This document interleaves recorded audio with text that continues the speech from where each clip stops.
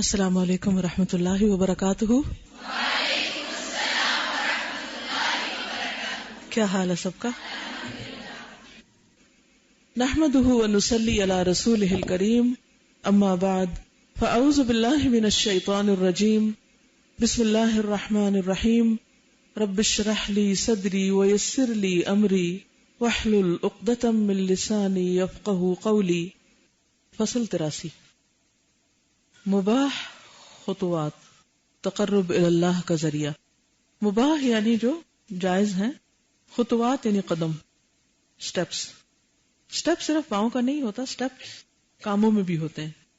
خطوات یعنی چلنے پھرنے، قدم اٹھانے اور رکھنے کی حفاظت یہ ہے کہ بندہ اسی جگہ قدم اٹھائے اور رکھے جہاں اسے عند اللہ ثواب کی امید ہو۔ اس کو انڈر لائن کر لیں۔ کہیں بھی جب آپ جا رہے ہیں اور قدم اٹھا رہے ہیں تو اسی جگہ قدم اٹھائیں اور رکھیں جہاں اللہ سے ثواب کی امید ہو۔ قدم اٹھانے میں اگر ثواب نہیں دیکھتا یا مزید ثواب کی امید نہیں رکھتا تو اس کے لیے یہی بہتر ہے کہ ایک جگہ بیٹھا رہے۔ دیکھیں، زندگی بہت سے موڑ مڑتی ہے نا۔ مثلاً آج جن بچیوں کا تکمیل ہوا، اب انہوں نے بھی آگے کے لیے فیصلے کرنے ہیں کہ اچھا اب ہم کون سا کورس جوائن کریں، کوئی جاب کریں، کیا کریں۔ اب آپ کا فیوچر اس فیصلے پر مبنی ہے جو آپ نے اپنے لیے کیا۔ جدھر کا بھی آپ رخ اختیار کر لیں گے ادھر ہی چل پڑیں گے، وہی سفر۔ تو اب یہ نہیں کہ ایک دفعہ آپ نے قرآن پورا پڑھ لیا تو بس یہ کافی ہو گیا۔ آئندہ بھی جو قدم آپ اٹھائیں گے، آپ کے وہ جو اٹھائے ہوئے قدم ہیں وہ آپ کی اگلی قسمت کو ڈٹرمن کریں گے کہ آپ کدھر تک پہنچتے ہیں۔ اس لیے ہر قدم بہت سوچ سمجھ کے اٹھانا چاہیے۔ بعض اوقات ہم بہت لا علم ہوتے ہیں، ہمیں نہیں پتا ہوتا، اسی لیے نبی صلی اللہ علیہ وسلم نے استخارے کا طریقہ بتایا ہمیں۔ چاہے آپ نیکی کے کام کو ہی کیوں نہ ارادہ کریں، لیکن ہمیں نہیں پتا کہ یہ بہتر ہے یا اس سے اور کوئی زیادہ بہتر ہے۔ ہم سمجھتے ہیں ہمارے لیے فلاں چیز بہت بہتر ہے۔ میں جب اپنے بارے میں اس طرح ڈیسیژن کرنے لگتی ہوں کہ مجھے یہ کام کرنا ہے یا یہ کرنا ہے، استخارہ کیا۔ اچھا، استخارہ کرتے وقت بھی میں سوچتی ہوں اور پھر احتساب کرتی ہوں، اپنا غور کرتی ہوں کہ کہیں کسی ایک کام کے کرنے میں میرے نفس کی لذت تو نہیں شامل کہ مجھے وہ کام آسان لگتا ہے یا مجھے وہ کام پسند ہے۔ تو کیا کرائیٹیریا ہونا چاہیے پھر فیصلہ کرنے کا؟ ایک ہی کہ یا اللہ، جو کام تیرے دین کی بہتری اور ہماری آخرت کی بہتری کے لیے ہو، ہمیں اس طرف لے جا، بھلے ہم کو اتنا زیادہ پسند نہ بھی ہو۔ عسیٰ ان تحبوا شیئا وہو شر لکم، ہو سکتا ہے ایک کام تمہیں بڑا اچھا لگ رہا ہو، بظاہر بڑا خوبصورت، بڑا نیکی کا، یا بہت تمہاری مرضی کا۔ کیونکہ افسوس کی بات یہ ہے کہ دین کا کام کرتے وقت بھی ہم اپنی چوائس اور پسند کے بڑے غلام ہو گئے۔ یہ کرنا ہے، یہ نہیں کرنا۔ مجھے بڑی حیرت ہوتی ہے بعض اوقات، جیسے بچیاں قرآن بھی پڑھ جاتی ہیں، پھر اس کے بعد مختلف کام ہوتے ہیں۔ جیسے اس بلڈنگ کو رن کرنے کے لیے آپ خود سوچیں کہ کتنی بے شمار جگہوں پر کام کرنے والے افراد کی ضرورت ہے، اور وہ سارے مل کے کام کریں گے تو تعلیم کا سلسلہ آگے چلے گا۔ صرف یہاں کرسی بیٹھ کے بولنے سے نہیں تعلیم ہوگی۔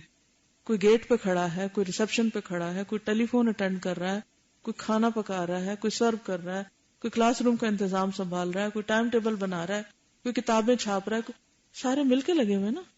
اب اگر ہم کسی ایک خاص پرٹیکولر کام کو ہی اپنی پسند کا کام سمجھ کے اس پہ اڑ جائیں کہ یہ کام ہوگا تو میں کروں گی ورنہ میں کوئی کام نہیں کر رہی، تو کیا واقعی پھر وہ دین ہی کا کام ہے؟ وہ تو پھر ہمارے نفس بھی بیچ میں شامل ہے نا۔ نفس ایسے ایسے دھوکے دیتا ہے آپ سوچ ہی نہیں سکتے۔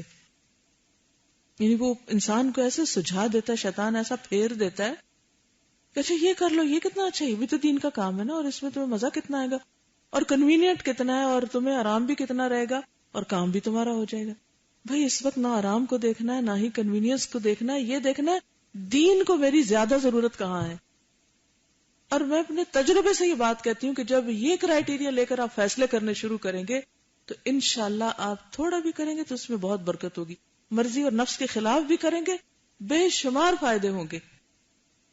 لیکن اگر آپ نے اپنے مفادات اور اپنی ذات کو سامنے رکھ کے فیصلے کیے تو پھر جتنا حصہ دین کا نا بس اتنا سا مل جائے گا، باقی جس دنیا کے مفاد کے لیے آپ کام کر رہے ہیں وہ بس وہ مل جائے گا دنیا میں آپ کو، آگے کے لیے پھر کچھ نہیں۔ تو ہمیشہ ایک ہی دوڑ رہے کہ یا اللہ لبیک، میں حاضر ہوں، جہاں بھی تو مجھ سے کوئی کام لے، جس کام کے تو مجھے قابل سمجھے، جو تو میرے حصے میں لکھ دے. ہمیں نہیں پتا کہ وہ چھوٹا بھی کتنا بڑا اجر کا باعث بن جائے. تو کہتے ہیں کہ اگر بندہ دیکھے کہ نیکی کی طرف جا رہا ہے، تقرب الہی کا موجب بن رہا ہے، تو قدم اٹھائے، ورنہ جہاں ہے ادھر ہی بیٹھا رہے. بندے کے لیے بہت ممکن ہے کہ اپنے مباح اور جائز قدم کو تقرب اللہ کا ذریعہ بنا لے. اس کی صورت یہ ہے کہ ہر ایک قدم کے لیے جناب باری میں ثواب اور تقرب کی نیت کر لے. اس طرح بندے کا ہر قدم تقرب الہی کا موجب ہوگا. اس طریقے سے اس کی روزمرہ کی معمولی اور مباح چیزیں بھی اس کے حق میں طاعت اور عبادات بن سکتی ہیں. مثلا ایک بندہ حج پہ جاتا ہے تو اس کا کھانا پینا سواری ہر کام عبادت بن جاتا ہے. جتنا عرصہ وہاں رہتا ہے وہ ایک طرح سے عبادت کی حالت میں ہوتا ہے.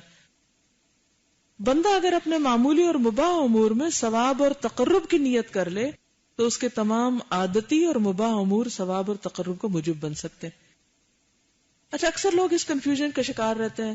اچھا میں چاہتی ہوں دین کی خدمت کروں، اور وہ سمجھتے کہ کوئی ایک خاص ٹپیکل کام جو ہے بس وہی دین کی خدمت ہے. مثلا ایک شخص میڈیکل کے شعبے سے تعلق رکھتا ہے. کتنی ہی ڈاکٹرز کے ساتھ میں نے یہ جھگڑے کیے ہیں کہ خدا کے لیے اپنے فیلڈ میں واپس جاؤ قرآن پڑھ کے. کیوں؟ وہ کہتے نہیں اب ہمارا دل اٹھ گیا اس سے. بھائی دل کیوں اٹھ گیا؟ قرآن پڑھ کے یہی سیکھا ہے کہ جو تڑپتے روتے بندے ان کو چھوڑ کے تم صرف درس دینے بیٹھ جاؤ جو 10 اور لوگ بھی دے رہے ہیں. مطلب میرے پاس وہ ہنر نہیں. میں ان کو یہی کہتی دیکھو میرے پاس وہ ہنر نہیں جو اللہ نے آپ کے ہاتھ میں رکھ دیا. آپ ایک دکھی بندے کی مدد کر سکتے ہیں اور اس دکھ کے وقت اس کو اللہ کی یاد دلائیں. وہ آپ کا ایک جملہ اس وقت جو اس پہ اثر کرے گا ہمارے 1 گھنٹے کے لیکچر میں وہ اثر نہیں ہوگا. کیونکہ آپ کام کر رہے ہیں خدمت کر رہے ہیں، ان کے درد میں کام آ رہے ہیں، اور ساتھ اس کے آپ ان کو اللہ سے جوڑ رہے ہیں، اللہ کے قریب کر رہے ہیں. آپ اس کو معمولی کام کیوں سمجھتے ہیں؟ اس کو عبادت سمجھ کے کریں. ہر روز جب آپ اٹھیں عبادت کی نیت سے جائیں، اور اس میں بس اپنی حدود کا خیال رکھیں، حرام حلال کا، جائز ناجائز کا، امانت داری کا، زبان کی حفاظت کا، کام کے اندر مزید کوالٹی لانے کا. ایک ایک قدم آپ کا، ایک ایک رت جگہ آپ کا، ایک ایک آپ کی جو تکلیف، وہ سب عبادت ہے.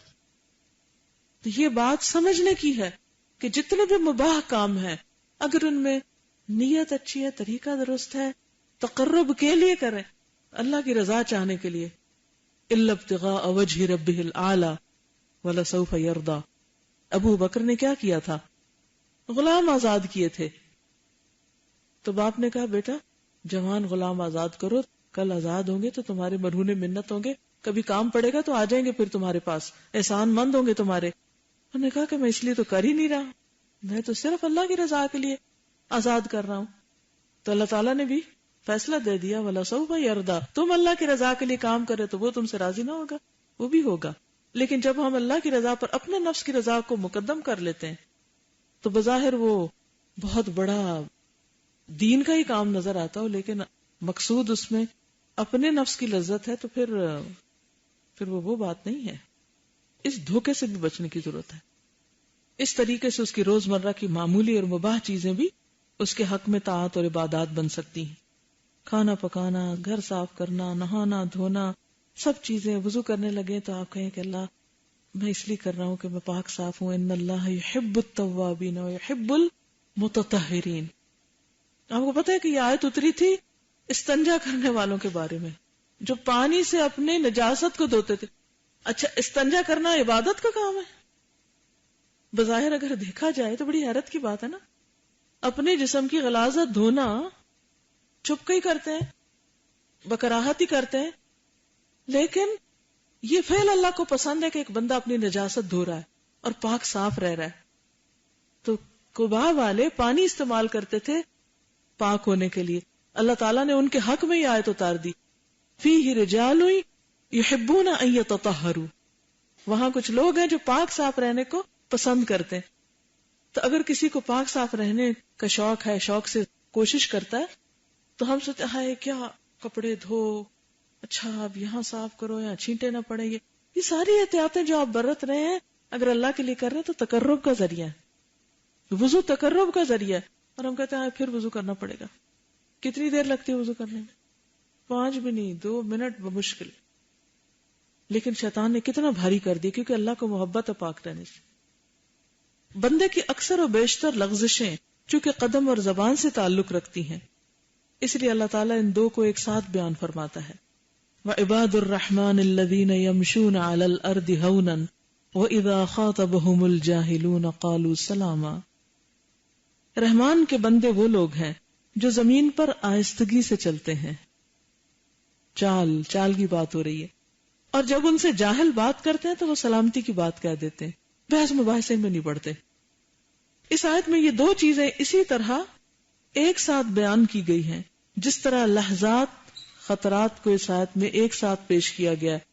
یعلم خائنۃ الاعین وما تخفی الصدور، اللہ خائن آنکھوں کو اور جو کچھ سینوں میں مخفی ہے جانتا ہے۔ سینے اور آنکھ کی بات کی، وہاں قدم اور زبان کی بات کی کہ ان کا آپس میں کنیکشن ہے۔ وآخر دعوانا ان الحمد للہ رب العالمین۔